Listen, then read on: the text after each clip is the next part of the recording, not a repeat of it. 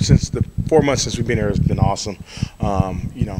I think, for me, the biggest thing was once my family got here and we were able to settle in and got a place, and, that was probably the biggest thing as far as the adjustment, around the 2 months that we weren't together. But then as far as being a part of the Michigan State football program, it's been awesome.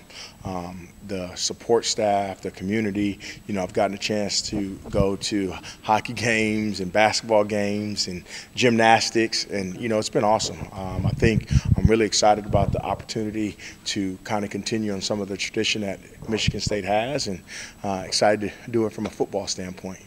You look at obviously you got a lot of areas that you're covering, but starting, I guess, with the running back room, and you got veterans there, you brought in some young guys. I guess, how do you kind of try and blend those all together? I think it all goes to, I always talk to the running backs about trying to help these guys reach their potential individually.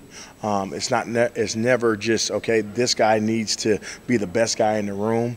I think everybody has different attributes and different skill sets. My job as a coach, when I've been coaching these running backs over the course of my career, has been to help these guys get better individually. So with a freshman, you might have a lot more work to do than you would, say, a Jaron Mangum or a Nate Carter, and really just trying to see where you can help these guys build from a fundamental aspect so then they can go out there and play efficiently. Experience. But I also think there's something to be said about guys that have been through, spring ball and been through a fall camp and understand, the flow of practice, even though flows of practice are different from program to program.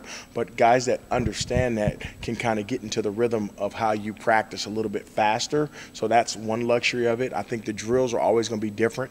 I try to do a good job of taking it slow and, giving these guys examples on film of some of the individual drills, because I'm really fundamentally based when it comes to my coaching. When you talk about the competition with the top three, I just think, for us at this point where we're at in spring ball, I believe this was practice number 4, it's really about just getting our feet underneath us as a group fundamentally. So to say it's a competition at this point, I wouldn't say that. It's kind of clay. Yeah, right now. 100%. That's a great way to put it. Some of those older guys have been receptive to, obviously, a new set of eyes on them. Like, guys like Nate Carter, Jalen Berger have been around for a while. But you've seen some things, maybe coaching them up in ways that they haven't gotten before. Oh, yeah. I think anytime, new is a transition, and anytime you have a new or transition, there's going to be, I guess, that joust or whatever you call it, where guys are trying to stand their ground, you're trying to stand yours. But I think at the end of the day, where we're both, where you kind of meet common ground is, you are trying to help them get better, and they know you want them to get better, and just trying to figure out, okay, what are the different things that make each other tick? Okay, what's the things that I don't like that are pet peeves? What are the things that I do like? And from my standpoint, how do these guys learn? What makes these guys receptive to coaching? That's kind of what I deal with right now. Looks like you got a good mix of body types and skill sets in there. Is that kind of how you see it? Like, Mangum doesn't look like Carter, doesn't look like Berger necessarily. Is that how you'd like your room to be, with a different? Yeah. Each guys with different tools, I guess. Yeah, it's always good. I think guys have, different skill sets, and tools. To say you necessarily, have this outline plan of this is how I want this room to be put together. No, but I also think it is really good that we have guys that do have different things that they can do that keeps the running back room versatile. Is there an ideal number for how many backs you might use in a game? Or do you guys do you have a philosophy? Do you like a featured back? Do you like having several guys working in? Or does that just depend on personnel? That's a great question. I usually like to definitely use 2 backs. Mm-hmm. Sometimes we will use 3. I just think, first of all, it keeps guys fresh. You don't have to worry about guys getting really banged up too much. I think you can wear defenses down in the second half if you're able to use multiple backs. I think you do a better job of holding on to the ball when guys aren't tired and worn down. I would say this, preferably 2, but sometimes there will be 3 guys. The adjustment, obviously you mentioned about learning this different styles of coaching, but all 3 of those top guys have been at different programs. Yeah. Has there been any, I guess, has that helped maybe with, them kind of going through the business side of things and the coaching changes on their end? Yeah, I guess that's probably a better question for them. But the thing I will say, being that they've had like these different stops and different coaches, they're not married to one style. So coming in and this is how I do it, it's not a big deal for them because they've been changing every other year or every 2 years anyway. What are the non-negotiables for you? You're talking about the things that you like in tailbacks. What are What are the traits that you've got to see on the field? Okay, traits. I thought you said non-negotiables, which are different than traits to me. I mean, just things that you have to see from your guys. Well, I guess I'll start with just effort. You know what I mean? And I know that's a little bit different than what you see on the field, but you do want effort. And then when you start getting into what is some of the things I look for from a position standpoint, if there was two things I'm always going to be focused on, is these guys' posture with how they play, and then how they transition as far as making guys miss and being able to plant and burst. With special teams, what exactly are your roles? Which duties are you handling? It's collaborative between me and Coach Wilt. I guess for you guys coming in with experienced specialists in particular with the two kickers, I guess, what have you seen from those guys, and I guess how do you like to build the rest of the units, like particularly coverage and I guess the kickoff coverage and kickoff return units? Yeah. So I'll start, it's nice having veteran guys and guys that are actually really good. Kim is a really good kicker, and obviously Eckley is a really good punter as well as a holder, which you come in, you're like, oh, this is awesome. You know what I'm saying? We got really skilled specialists. And then being able to help continue to build these guys fundamentally with Coach Wilt is awesome. From a coverage standpoint, I think about, you start with kickoff. You just want guys that are fast, aggressive, and willing to get the ball down. That's what our whole kickoff team will be based on. Then you go from, to the kickoff return side. We just want to make sure we're efficient, and when we get our opportunities to go and be explosive once the ball's kicked to us, we want to make sure we take advantage of those. And obviously being smart, because, you don't want guys that are trying to take the ball out when it's 5 yards deep, or, got teams that are hitting high ones and we're still trying to catch it, but the kickoff team is bearing down on you. So we want to be efficient there. Obviously get the ball down on kickoff team, get the ball back to the offense on kickoff return. You guys bring a scheme that I would imagine is exciting for the guys in your room when you look at the tight ends you guys use, and just how you guys try to get downhill a lot at Oregon State. Have you noticed during install that guys are pretty excited or receptive about the style that you guys hope to play here? Yeah, I think these guys are excited about the offense. Obviously it's early. Like I go back, it's practice 4. We're able to kind of do some stuff in pre-practice and things like that. It'll be a lot a lot more enthusiastic around here in another week when we kind of put in most of the install, and now guys are having some retention and now getting some confidence in the plays that we're running and going out there really being able to run full speed, because you can tell when guys are still thinking at times out there on the field. Are you quizzing those guys? Like, we were talking to Maverick Hansen on defense, and he was talking about, we're getting quizzed all the time. But, how are you evaluating whether they're able to retain? Oh yeah, I think our meetings are energetic, and I'm firing questions. Some depending on the level where guys are at. Some are 300 level, some are 100 level. But I think these guys are retaining pretty well now. A true test per se, I have not been doing a bunch of that because we just got so much stuff we're still trying to build, from protection to the run game to where we want these guys in the route concepts and things like that. I'm just trying to make sure their knowledge of understanding the offense / football is good. How much are you guys working with Jim in terms of, I guess, the whole recognition and some of the things? Because that was something. You talking about the O-line coach? Yeah. Coach M? Okay. Yeah. It was something that, it seemed like at times last year the guys were missing holes, or, I don't know, I'd say slow to them, but they weren't in the right spot, or maybe the hole wasn't developing where it needed to be. I guess how do you guys work together? Oh, okay. Yeah, I can't speak on last year. I know for us, me and Coach M, we get together post practice. Depending on the day, there's times we'll get together and watch film. Right now, we got so much stuff we're all trying to kind of get a handle on first. We're kind of on our own. Obviously, if he sees stuff and I see stuff, we're communicating. Are they pressing it too wide? Are they too fast? Are we false stepping, as far as our tracks and things like that? That's really our communication as of now. When we install, me and Coach M will talk a lot about where the points are going, what the aiming points, where the double teams are working. And then, that's one of the things I'm always talking to my guys about. Know where the double teams are, and I'm asking those guys in meetings. You talked about quizzing. Okay, where's the O-line working? Because if you don't even know where they're going, it's going to be hard for you to be efficient in the play. When you guys got here and started looking through some of the tape from last year, what were maybe some of the issues that you guys identified? I'm not going to say there were issues that I identified. I was more evaluating personnel as opposed to the scheme.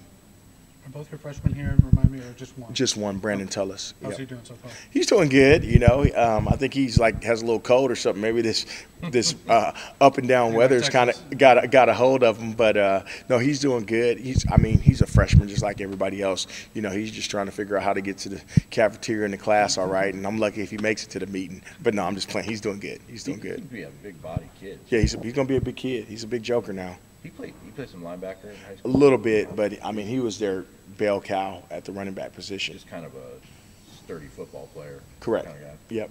You've got kind of a reputation down there in Texas. I'm talking to some high school coaches that seem to think you do a good job with Texas tailbacks. How big is, just having a good footprint in that state for talent? It's good. I mean, I think, obviously I feel it's a lot like, I will say this, I've gotten a chance to go out down in Detroit and some of the, surrounding areas of Detroit as well. And then I've also been to Cleveland. And then I think about Texas, all three of those areas. To me, these guys and these coaches and the kids are serious about football, which is awesome. I think, me having a foothold in Texas, which is another place, in my opinion, that's serious about football, and having really some good ties down there and trying to build ties in Detroit and trying to build ties in Cleveland. I'm looking to hopefully build a little bit of a foundation with our staff and how we recruit and the way we're going to treat these kids once they get here, that we'll have some kids around that are more into football than all the periphery that goes on in college football right now. When you evaluate those guys, are you looking for guys that play both ways? Do you like your running backs to be able to play linebacker? It's a great question. I will say this. When I'm watching film and there's a running back and he's playing corner, and then sometimes he's lined up at receiver, and then he's in the backfield, you love it because at some point this guy's having to learn multiple things. So you figure this guy has a football IQ, and then if he's making plays at all three of those positions or whatever positions he's playing, that means he's not all the way 100% ever, because he's always gassed because he's always on the field. So just imagine if you got that guy on one side of the ball focused on one craft, you think the upside is going to be really good at that. Do you guys have a fullback plan? Do you H-back, or how do you guys use it within your system? We'll use an H-back here and there, use a tight end. We'll just kind of put it together as we go. Not too much to be said about that right now. I missed that fullback. Yeah. Doing damage. With Nate specifically, I'm wondering what you noticed from him on tape and what you've been noticing him this spring. Great. Seems like a guy that could be a bit of a foundational thing for you guys as you move forward. Great. I mean, I will say this. Nate is a great kid. I think he's very conscientious and he cares.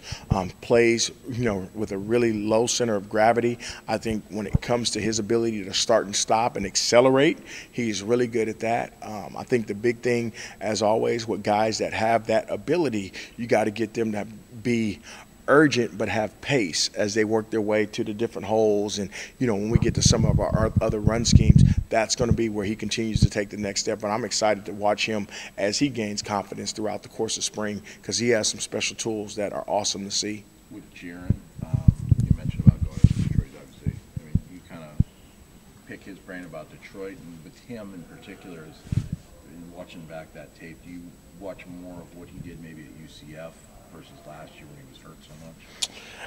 I just watched a little bit of what he did before he got hurt, and then really mostly practice tape because of his circumstances. But, I think from a talent standpoint, he's a big body. I think he moves well for his size. I think, for us, with the things that we do, if we can get him running and not second-guessing himself when it comes to when I'm going to get vertical, when I'm going to change directions and things like that, he's going to be really good. So your first day in full pads, I assume? No, Saturday was. This past Saturday, sorry. Are you guys going to scrimmage for the first time? That's a great question. That's a head coach question. I'll be there when they say it's time to scrimmage. Berger, obviously, a guy that catches the ball really well in the backfield. I imagine he has kind of a sense of urgency coming off. Yeah, no, I think he's excited to be back out there. Obviously it's one of those things where, especially it sounds like the injury that he had, you want to make sure he's 100% before you go just straight full throttle with him. I've been pleasantly surprised with the way he moves. He does catch the ball very well. We haven't done a bunch so far in our installs with, throwing him a bunch of screens or anything like that, but I do think that he's going to be an exciting player to watch. Just with the injury that he had, just his mass is going to have to get bigger and continue to work, because he couldn't really work out during that time of what he had, but it should be good. I'm sticking with you guys, and what's he kind of like gave you? When you say sticking, I know. He's still running back Oh yeah, he's still in the running. Was he somewhere else before? I didn't. I didn't know. Fourth a few times. Oh, okay. Yeah. He's doing good. I mean, he's another kid. He's just young, and I think, obviously I go back to transition and change is hard. Not that saying it's hard for him, but, obviously being a young guy, getting kind of settled in with the offense and then it changes on you so abruptly, it's just going to continue to take time and just like everybody else to kind of learn how we do things and the offense as well. Does it help that you're taking it as slow as you are and then having some older guys to show them? Oh, yeah. It definitely helps. I mean, spring ball is an awesome time because it's not back to back to back where you got to throw in all these installs, and then you can actually pull back the reins because you have a lot of time, but you don't at the same time, but every other day. And if we don't need to put this in right now, let's not cram these guys because we want to get these guys a chance to go out there and play with self-esteem and confidence. Coach, you say it's springtime ball, and that's unique within itself. Well, how do you go about creating relationships with these players early on in this process? I guess, what do you mean, in my room or just the team? Well, between your room and just the team overall, because it's a new experience for everybody. Yeah, that's a great question. So, one of the things that we try to do is have these guys over. Obviously we've been doing special teams as well. I had the specialists over before the running backs, believe it or not. Okay. Yeah, I told the running backs I don't like you guys very much, so I'm having the specialists over. But that's some of the stuff that us as coaches are doing is having our actual groups that we work with on the day-to-day over at the house or taking them out to eat. We'll do some. Why is that so important in being here in the facility or on the field? Just so these guys will get a chance to see you. Like for me, having a specialist over, they get around my kids, they get around my wife, they see me as a dad, they see me as a husband. I think that's important for these guys to see because they're more than just football players. I want to be seen as more than just a coach. And then, we're doing stuff. We'll do some team unity activities where we're, just talking about just life things, so they can get to know kind of our stance away from what it looks like running wide zone, but how we feel about things that are going on in the community. What are things that have happened in my life that have helped shape me? And then I want to hear what's happened in their life that's helped shape them. So now we can start peeling back the layers of the onion just like we're here. And yeah, we all might look different, raised different, but you start peeling those layers back, we're not that different from each other. The developmental side on the outside of the football. Correct. Yeah. I mean, this is this game, from me standing here talking to you guys over the course of my time here to the guys on the field, to the support staff, to us as coaches, it's still going to come back to relationships. This game allows people to build very deep-rooted relationships, and then once you lose the importance of the person-to-person, the relationship base of college football and football in general, you've lost what this game is all about.